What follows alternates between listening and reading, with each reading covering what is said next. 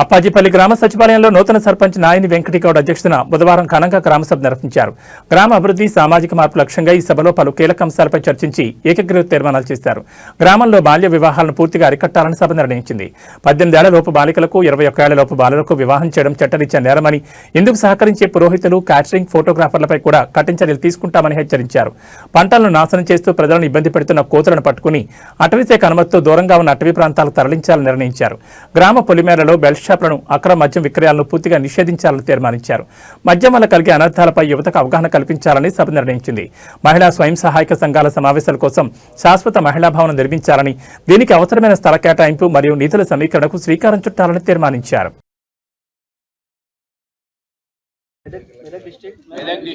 తెలంగాణ రాష్ట్ర వాసిని మా కుటుంబంలో గాని మా గ్రామంలో గాని బాల్య వివాహాలను నిరోధించడం నా సామాజిక బాధ్యతగా గుర్తించి పనిచేస్తాను.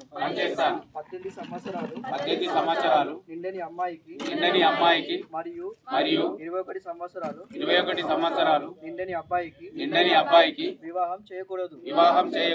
అది చట్ట ప్రకారం నేరం. దీనికి గాను 2 సంవత్సరాల జైలు శిక్ష, లక్ష రూపాయల జరిమానాతో పాటు దీనిలో భాగమైన అమ్మాయి అబ్బాయి వారి తల్లిదండ్రులు బంధువులు పెళ్లి నిర్వాహకులు మద్దతుదారులు అందరూ శిక్షించబడతారు.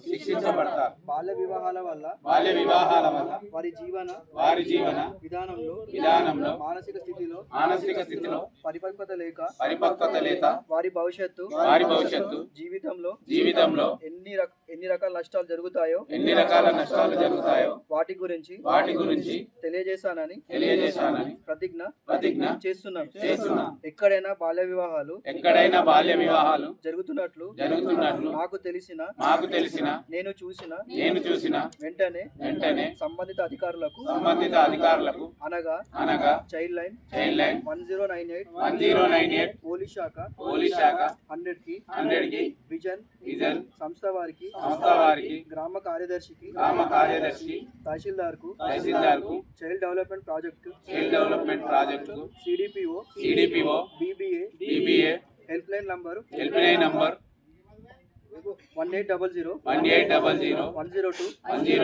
722 వారికి అంగన్వాడీ వర్కర్లకు పాఠశాల టీచర్లకు ప్రజాప్రతినిధులకు తక్షణమే సమాచారం అందిస్తానని ప్రతిజ్ఞ చేస్తున్నాను.